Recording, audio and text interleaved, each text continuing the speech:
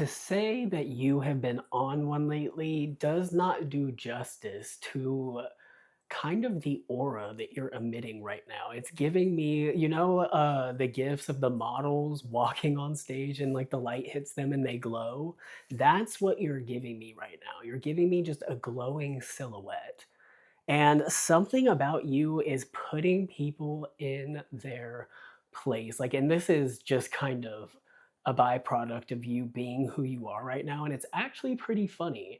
You know what? You're evolving in so many ways right now that people, they, number one, they feel like they can't keep up with you. They want to anchor you to the ground, but it's like you're already off it, right? You're not, I feel like you're just not even in their dimension anymore. But people feel like a remnant of you. These are people that could have had the chance. You already know. They could have had the chance. I feel like there's just been a lot of cerebral energy right now. We have judgment here, and it gives me like an internal quaking that your aura is causing people right now, and this is across, it's like it's transcending distance, it's transcending time, because it's bringing people back to a time when you were around them, and who you've become now has reframed how they've seen you retroactively. That's how powerful what you're doing is right now. That's how powerful you existing in your unbridled truth, showing it, bearing it to not just the world, but the universe itself. And I don't know, there's something about you that is drowning out the noise, drowning out the distractions. It's like you're, I don't know, it's like you're rising. We have the star. You came from a period of having to heal, right? And people, and that sounds all foo-foo, like, oh my gosh, healing. Like, it's not a violent, visceral, internal process you must do alone. That a lot of people, plenty of people throughout history and time have been to the place that you were sent to, banished to even, and kind of like sat there, stayed there. But you rose from the dead with judgment, again, circling back to it, the rising of the witnesses, right? You rose from the dead. It's like the universe resurrected your spirit through your refusal to kind of like, I don't know, bow down to something that wanted you to change in the first place, whether that be a person, a place, or a thing. And your rejection of that definitely put you in a spot. It put you in a disadvantage because, it gave me the 48 laws of power and how one of them was like never outshine the master. You outshone the master. And I feel like they punished you for it. And they thought the punishment would be enough to destroy you, right? But no, it built you, baby, and they created a monster, and they have no control, right? It's like they were your catalyst, unbeknownst to them, the whole damn time. So we're gonna see what Spirit has for y'all.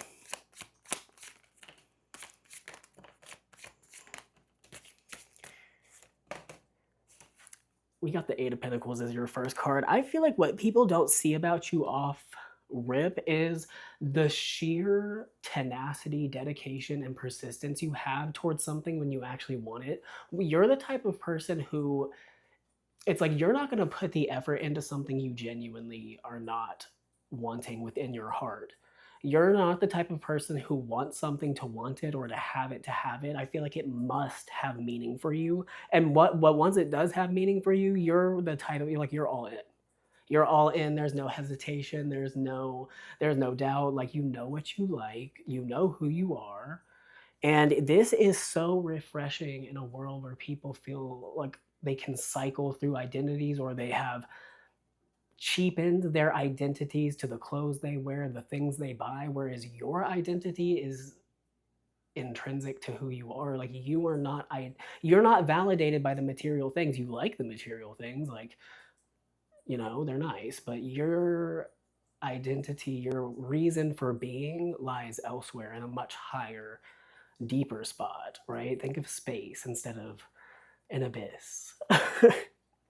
Then we got the world. Speaking of abyss, this is you braving the unknown. This is giving me the brave new world, the energy of the person who has emerged from the flames and ashes of destruction, kind of like with a renewed vigor that almost comes across as like youthfulness. Even think of it like I'm just getting born from fire, born from destruction, born from blood, things that people swore would keep you buried. And it's like it doesn't matter if they try to, I don't know, blind you with the light or suffocate you in the dark. It's like you're going to adapt to the situation and rise above it. And this scares the hell out of people. This is a level you get to the point where you break through. That's what this is. You endure until you break through. This is like if people want to do a war of attrition, it's a mistake because I feel like that's your trump card. Right? You know how to do that. You know how to do that. You know that sometimes it takes enduring something because something's going to give eventually. And you're the type of person who has this intuitive sense on when these boundaries arise and how to break past them. It's given a bit supernatural. People are like, because why are you viewing it like this? How are you turning my I don't know. They're trying to play a game with you, but they end up becoming NPCs in your game, and they just don't know it until they watch you reach the next level, and they can't come with you. They're stuck to that level. You know how in a video game NPCs are confined to that level. Like if they're enemies, they're not going to follow you into the next route or into the next level. And this is when you show them just who the hell you are. We got the Six of Pentacles. People want the blueprint from you. They see that you know how to create foundation, longevity, and they never like the answer, right? Because we now cycle back to that Eight of Pentacles. You do what you do because you are persistent. You're hungry, right? But you also are not aimless. You know exactly where to put everything into. You're like again like the hammer and the nail. You are the hammer, the nail, and the product. And it's something that is like, I don't know, you have a synergy. And what emerges from that synergy is success. Like I feel like that's why people are calling what you do like, it's like you have a blueprint. That's what the Six of Pentacles gives me. It gives me a foundation that others are kind of like recognizing, but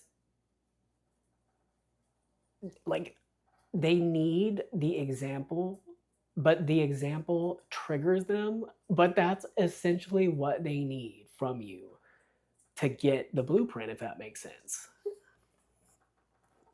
You are something else. Something else. We have this Ten of Pentacles on the bottom of the deck before I shuffle again. Again, this is foundation. This is longevity. This is the house, the home, the white picket fence, and the city, and the village, the business, the relationships. This is everything. And people feel like you have everything you could ever hope to achieve or want within the palm of your hand. You have, if you don't have it already, you have the potential to have it.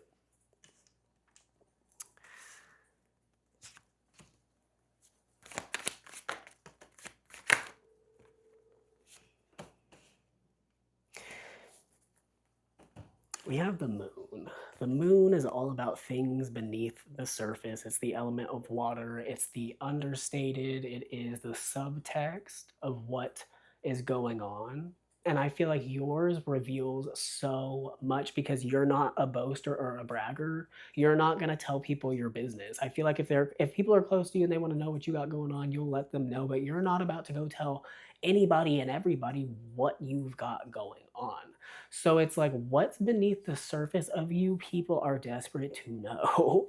People want to know your nuance, but they also want to know what you do to carry the burden you carried until it turned into an asset.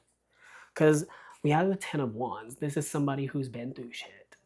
People know that life, that you've gone through stuff. You would have to know and be the person you are. This, you don't just pop out like this. You popped out with the aptitude, the potential to reach this state, but that is not a guarantee and it's not a ticket, right? It's basically an affinity that you must embrace. No, nobody's going to do it for you. And I feel like that's what you did, right? This burden, because that's how it always comes across at first, right? When something, especially growing up, these personality traits that are going to be your most successful things in your future are going to be the things that people mock you about, even. Like, and the stronger the gift is, the stronger the mockery is. And I feel like that it happens as kids because kids are being triggered by what they're seeing. They're new to the world, right? And it's more like a input output thing, but it's basically like people notice the quirk, but the quirk is actually a talent. And then it only unveils itself after not giving up on it, not forsaking it for the comfort of others. And it's like it started in childhood for you, and I feel like that where other people go wrong is they give in to the pressure, they feel embarrassed, they feel cringe. I feel like there's something about you that embraced, I don't even know, like, the ridicule of it all, that if people hated you, you did not give a damn, bitch, and I feel like that you would be that type of contrarian person to be like, "You hate me for no reason, but I'm about to give you a reason," and I feel like you've given them a reason that's beyond anything petty now. Because looking back at it, it's like the whole story where you've ended up and where everybody else is at, it is a tale as old as time. You know, like it's in retrospect, it looks obvious who you are and how you were treated, why you were treated that way, and it ultimately serves a greater purpose, you know? And this is something that has these people feeling a bit played by you, by the universe, by God. They just don't like the idea of being the chess piece when they were trying to move you like one, or not even a chess piece. It's not manipulation, but like play with you, right? Like try to take you not as seriously or try to dismiss you in some way, shape, or form. Now you're undeniable. If somebody was to deny you, it just comes across as delusion or like hatred.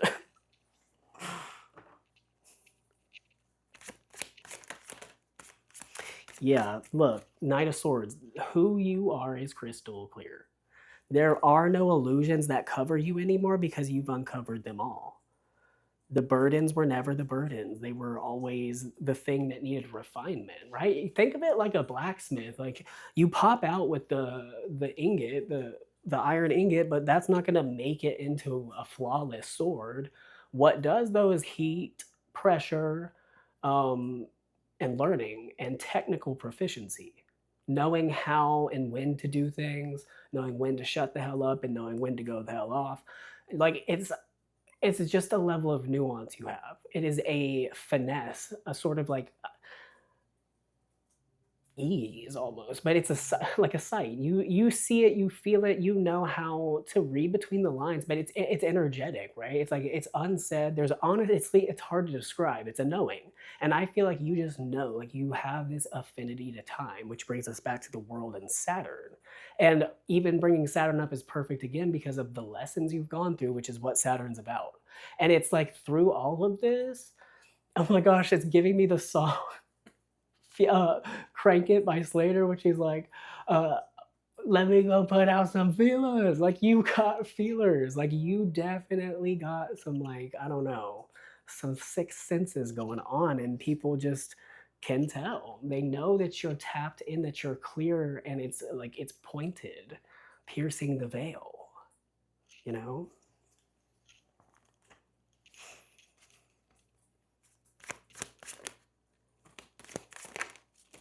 Speaking of love, look, we got the Ace of Swords.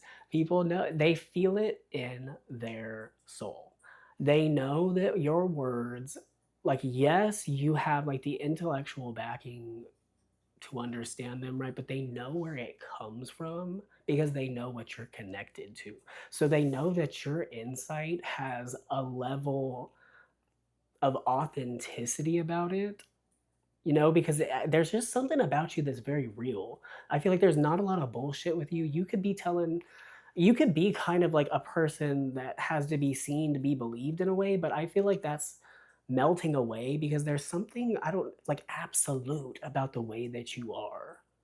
Meaning you're not changing between who you're with or if you're alone or with others.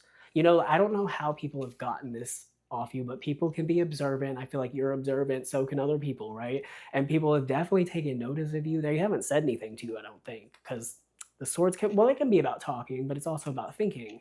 So people are just, I don't know. There, it's not a side eye in a bad way, but like definitely people are keeping their eye on you because they're. It's like this person and the way that they move, they know way more than they let on, and they know it for a fact because it's the results. The results are what is the tell, I think. I mean, it would be so much different if like your results were ambiguous and they had to hunt for your results like they have to hunt for your motives, but your results are clear while your machinations are hidden to them, and it drives people crazy, right? And this, look, this is the confirmation, the high priestess, the gatekeeper of the knowledge, the gatekeeper of the higher mysteries. People feel like you solved a riddle, like I got the sphinx, like you got the riddle right, and you got let through some gate, right? And that riddle was definitely not given, it was earned. Like you earned the answer, right? The answer was the journey itself you went on, and you finally got the answer, and you said the answer, and you were let through, and you moved into another like level of your life.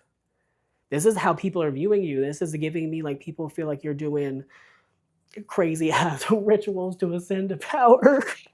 And it's like, no, you're following your path and it's working for you for real.